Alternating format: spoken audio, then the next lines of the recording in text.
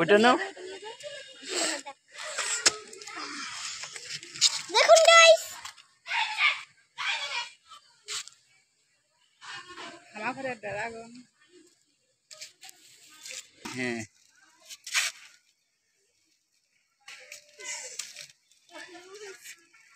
তো পেয়ারা, এগুলো হচ্ছে গাইস পেয়ারা। মালটা হচ্ছে পেছাও পেছাও পেছাও না, ঘুরাইলে খুলে যাবে, ছুটে যাবে।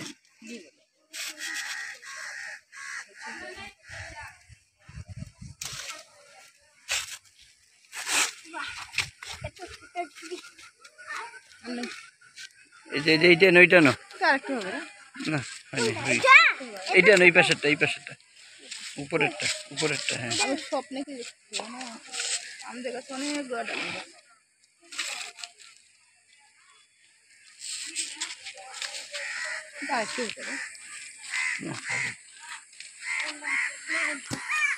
মালটা সবগুলো করতে হবে।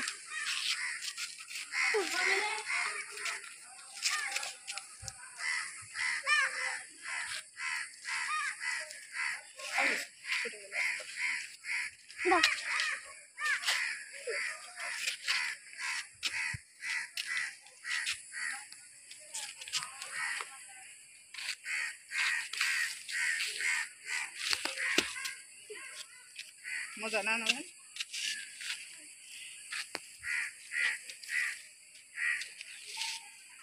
আরেকটা আর না, ওই যে ছয়টা আছে।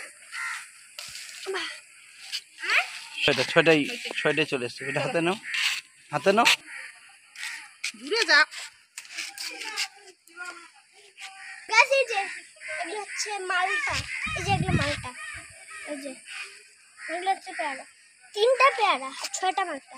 এই যে টিয়া কালার গুলো হচ্ছে পেয়ারা, সবুজগুলো হচ্ছে মালটা। আর এই যে এগুলো হচ্ছে ড্রাগন, 2টা, তিনটা ড্রাগন। কই এই যে আরেকটা এখানে কোনায় একটা। এই যে মালটা, ড্রাগন 3টা, মালটা 6টা, পেয়ারা 3টা আর মালটা 6টা। সবাই চলে আসুন আমাদের বাড়িতে খাওয়ার জন্য।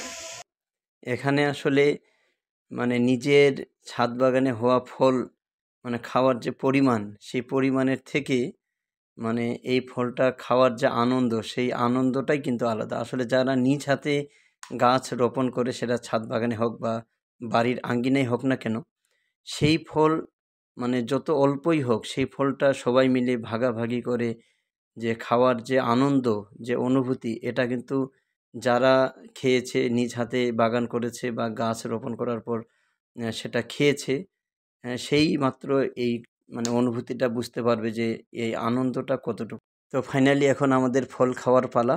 তো গাইস, আশা করি সবাই ভালো থাকবেন। আসসালামু আলাইকুম।